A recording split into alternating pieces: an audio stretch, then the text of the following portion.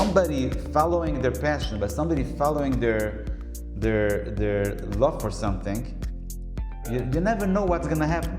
He was looking for all the different opportunities that would allow him to fulfill that. Steve Jobs didn't start as Apple Computer. He started with one thing. He started following his passion. Talent plus effort equals skills. Skills plus effort equals success. Tomorrow is going to be a good day. Get Guilt, the wisdom for your will. Hello, Reb Sholom. How are you doing? I'm Baruch Hashem. How are you, Reb Chaim? I'm doing great. Baruch Hashem. Gewaldig. You know something? I watched a podcast. I listened to a podcast a few days ago, and he spoke there about Steve Jobs. Oh, okay. And Steve Jobs, the founder of Apple, and it was he made a very interesting point that I didn't know, and I would love to hear your take on it. Okay. He says that Steve Jobs really was into fonts. Okay. And he had a very big passion for fonts, different letters, and he was mamash into that. And the reason he started exploring computers was because he wanted to see if there is any way that he can bring certain fonts that he really loved to the world. And he didn't see that with any other computer, so he decided he's going to try to figure out if there's a way that he can make it work, the fonts that he has. And because of his love to fonts, Apple Computer came out. Interesting. Okay. And I found that very interesting because a lot of times people think to themselves, I'm a loser, I'm a this, I'm a that. And you don't know, people don't know. In hindsight, it's very easy sometimes to connect the dots. Right. The problem is that you can't connect it ahead of time. You have to wait and then see how the dots are connecting so perfect. Right. Well, I would love to hear what you have to say on such a thing. It's what's resonating with me is, it's just this past week in Sefer Shmos. It occurred to me, here we see Paro, Paro is being brought with all different types of opportunities to get out of the situation they're in, right? And no matter what, he finds terutzim. Whatever signs you're bringing me, my magicians can do as well. And whatever you're doing, you're turning things into dam. He keeps and ignoring the opportunities and just walks away, even though they're so in front of his face. On the other hand, you have Moshe Rabbeinu, who's out in the wilderness and the sneh is burning. Now, if he took Paro's approach, he could have just walked away and not paid attention. Okay, so, something caught on fire, whatever. He could have found a teretz, but he didn't. He stopped and he was curious and he wanted to see what is this about. And it's because of that he became Moshe Rabbeinu. What occurred to me is how often do we throughout our lives have snehs surrounding us? We have, and I think everybody would admit, we're surrounded by opportunities. We're surrounded by, we can't turn our head fast enough to see all the different opportunities that we're surrounded by. The question is, are we going to be like Paro and just say, I am who I am where I am, and I'm just not going to pay attention. I'm not going to take advantage of any opportunities. I'm satisfied where I am. Or are you going to take Moshe Rabbeinu's approach and say, stop for a moment. Hey, look at that. That's interesting. What can I do with that? How can I interact with that? How could it possibly affect me, or how can I affect? What role do I play here? What role is opportunity offering me? That's Moshe Rabbeinu's approach, and I think there's such a tremendous yesod, and I think that's what Steve Jobs is saying is he had an urge to do something. He was looking for all the different opportunities that would allow him to fulfill that. Had he just said, I have an idea, but I'm going to just go weiter with my regular day job and not think about it, he wouldn't have become Steve Jobs. But, it's of course, it's a combination of a lot of factors. But one thing that occurred to me from last week's Parsha was this look and take advantage of opportunities. It maybe not every opportunity is for you or not the right time, but don't ignore it. Yeah. But it's even deeper than that. What caught my attention is you had a passion for something, you wanted so bad something, You didn't dream that it's going to turn out to be Apple computer. Right. You didn't dream it's going to come out such an amazing success story from this. And by somebody following their passion, by somebody following their love for something, you never know what's gonna happen.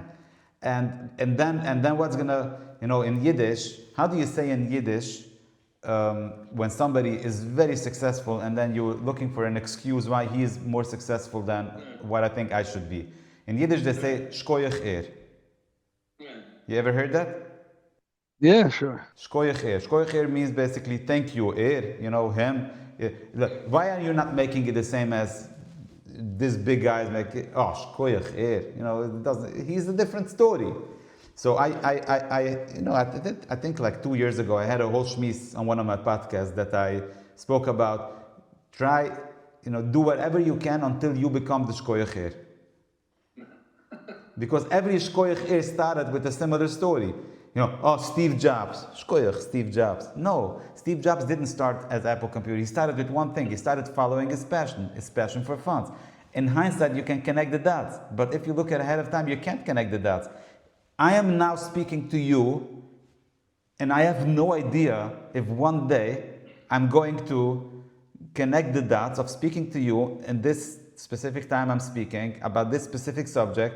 And maybe somebody's life has changed because of what we spoke. Maybe my life is going to change, going to improve. Maybe your life, I don't know. And then we're going to connect the dots. And then I'm going to have such an amazing success story for myself or for some other listener, whatever. And then somebody's going to say, Chaim Exner spoke about this and this and this. Oh, Chaim Exner, it's people can't get inspiration because they only look at the success. They don't see the dots that had to be connected in order for the success to happen. And b'shas, the dots were connected, b'shas the dots were happening, b'shas the dots were created, there was no story, there was no dots connection. Right, 100%.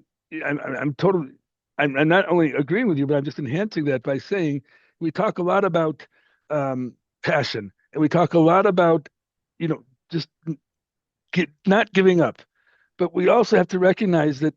It's not an excuse to say, well, I did everything you said, but I just didn't have the opportunity. The answer is no, that's not true. We're surrounded by opportunities. The question is, are you paying attention to them?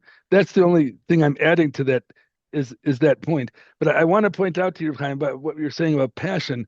There's a book called Grit. It was a very popular book when it came out several years ago from a professor in the University of Pennsylvania.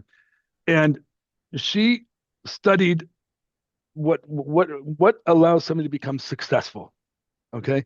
And she wrote a paper on it, and she actually proved this to be true according to her research, that there's an equation that she came up with for success. What is the equation of success? It's talent plus effort equals skills. Skills plus effort equals success. Okay, again, talent plus effort equals skills. Skills plus effort equals success. So, of course, talent means what we're naturally good at, and we have to know what we're naturally good at. But you'll notice in that equation, what comes up twice in that equation? Effort. Effort. When do we put forth effort? When we're passionate about something, when we feel driven to do something, that's what encourages us to put forth effort. So I'm saying what you're, and this she talks about in her book. But the point is, know what your talents are, and equate them or work together with your passion and infuse your talent with passion, and that allows you to develop the skills that you'll need as an outcome. Those skills together with that passion will ultimately lead you to be successful in what you're doing. So I'm saying what you're pointing out has been studied and has been proven, the role that passion plays and feeling passionate about what you're doing. And like I said, I think it's also just be aware of the opportunities. Don't ignore them. Yeah, I would just add with a lot of siyata d'shmaya. Siyata d'shmaya we need. We can't breathe without siyata d'shmaya. Yeah, effort. I noticed a few days ago that I was involved in certain projects, and I started the day so passionate, so motivated, and I was doing the right thing, and everything went well. In the middle of the day, everything shifted. Everything shifted. I didn't have the passion anymore. I didn't have the motivation. And I sometimes I have to force myself not to destroy the good things that I did already, because I lost everything. And then I thought to myself, what happened? Chaim, what happened? In the morning you were so passionate, you were so motivated, you did great stuff, you were inspired others, and then all of a sudden everything changed. And you know what I realized? It's something I ate for lunch. That's it. I destroyed myself. I destroyed a half a day of my life because of something I ate for lunch. And it's so important, you wouldn't take poison, and we do it to ourselves all the time. We think, no, I'm the type of a person. No, baloney, you're not the type of a person, you're destroying yourself. I'm talking about myself, by the way. I'm a passionate person. I think you can say that, you can tell it. I'm a passionate person. I'm a motivated person. I do a lot of things that others won't do, because I love doing it. And then all of a sudden, I lose it because I ate something I shouldn't eat. Okay. And so you need a lot of siyata d'shmaya, and you need a lot of self-awareness to make sure that you put yourself in a situation that you should be able to do the effort. You should be able to have the I think the effort is the single thing that you have the most control on. And when I say control, it's not only control to make sure that you do the effort, because a lot of external factors can come in that will prevent you from doing the effort. For example, having a smartphone on your desk with WhatsApp open could destroy your effort. You're letting too many distractions come in the middle. And of course, as I discussed, eating things that you shouldn't eat, especially when you want to have a productive day. Right. Well, and I think your story illustrates another important point, and that is that, it's not always going to be rosy. Not everything's going to you're not going to always feel infused with passion and excitement. We have our ups and we have our downs, and be prepared for that. And just if you have a down day, or if you're just feeling that lack of passion, doesn't mean that you've lost it. It just means you've had a bad day. That's okay. Absolutely. That's part of being a human being. I once gave a lecture somewhere a few years ago, and I spoke to salespeople in the insurance business. And I remember when I was in the insurance business, I had so many times that I was so down after hearing so many no's, and I couldn't work for a few weeks. And I wanted to leave the business. And then all of a sudden, things started going very well, and I made nice money, and people listened, and I had Baruch Hashem success. No, why? Sugar, I'm not going to leave such a business. It's so good. Everything is a machaya. And what occurred to me is that so many times people are making long-term decisions based on a short-term slump. And I said that in the meeting there, in the presentation I gave, don't make long-term decisions when all you're going through is a short-term slump. Right. Absolutely. It's so important, because people, sometimes they're in the dark, and I agree, it's dark, it's painful, and you don't know how you're going to get out. But just think to yourself if you ever were in the dark before, and if you got out. And Baruch Hashem, you got out, every time through a different story. And Me'etz Hashem, you're going to get out of this also. Don't destroy your life. Don't take on a job that you don't want to take on when you just have to push through another 2 weeks. Right. So a lot of people are I think it comes back to the instant gratification that Americans suffer from. Right. Absolutely. Yeah. And then, hopefully, one day you're going to be able to connect the dots to see why everything made sense and why everything helped you to get to where you are, hopefully to a successful outcome. I want to share with you another thing, Sholom, if you have another few minutes, that from Elon Musk. Okay. You play around with the big boys, don't you? I'm trying. Listen, I'm reading about them, and I listen to their podcasts and presentations. So listen to this. Elon Musk had a goal many, many years ago to build the Model S Tesla. And after making the cheshbonos, whatever, it didn't make sense that they should be able to, it didn't have the money, the funds to it, to fund such a thing, and so he had to put it on hold. So what did he do in order to be able to build the Model S? So in other words, the Model S was the dream. This is what he wanted to get to. He didn't have funding, and in order to get funding, you need to have a certain level of success in order to get the funding. You need to show your resume. What did you do already? In order for banks to fund you. Now he's Elon Musk, but back then, who would look at him? So he decided that he's going to come up with a Model 3, which is going to be much, much cheaper to build, and it's something that everybody should want to have it, and everybody who wants the cheap car should want to have it, and it's going to be a no-brainer. It's going to be at a price point that's it's a no-brainer, and he did have the funds to do that. So he built the Model 3 in order to build up the company to be able to build the Model S. So in other words, the Model 3 was only an introduction to the Model S. It was only like something that he had to get done in order to be able to get to the dream. Yeah. And when I heard that, I thought about this. So many people, they have big dreams and they don't accomplish it and they can't go for it because of it's very hard to get to the big dream. And justifiably so, I understand. Maybe you need a lot of money. Maybe you need to be in a certain situation in life to be able to get to the big dream. To work with, we talk a lot in the book about, the book that came out, The Key to Your Success.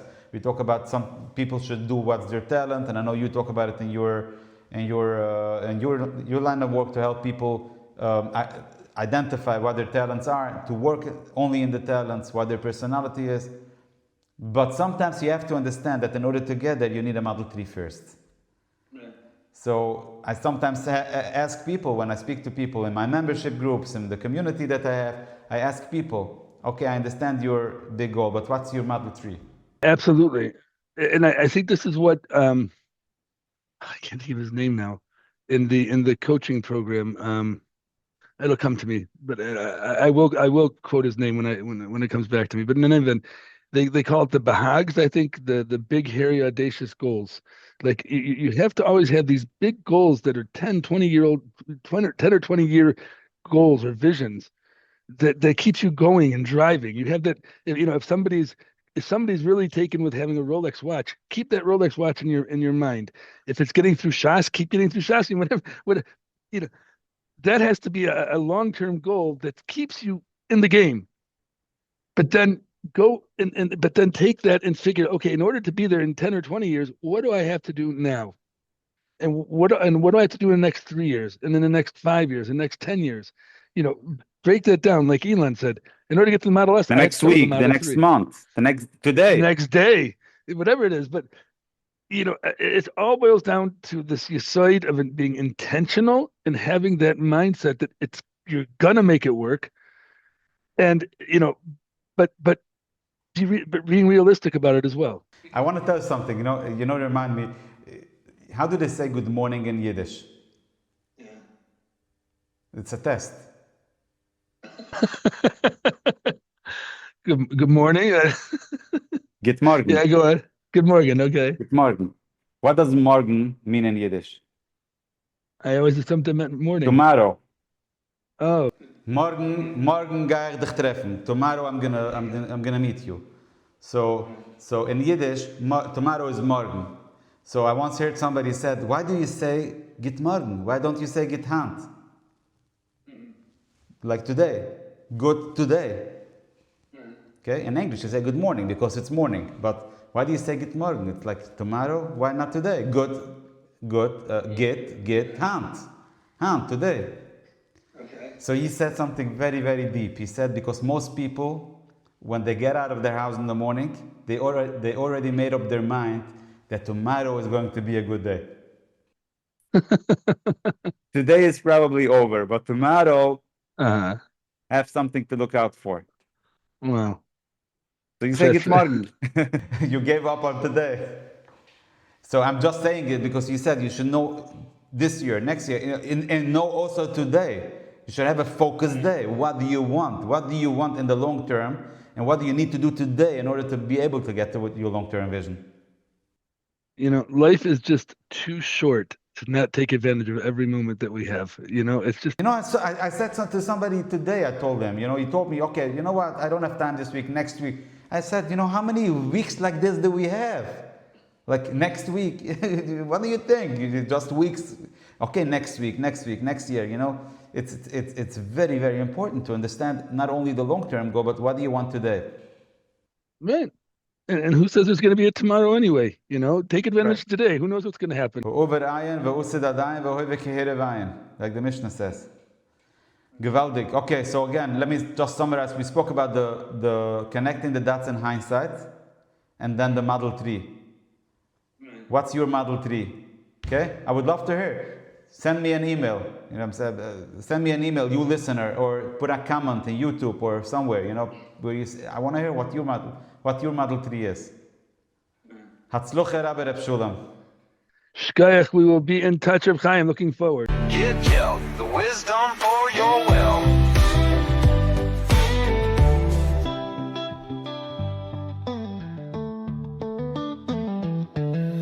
Get Gel, the wisdom for your well.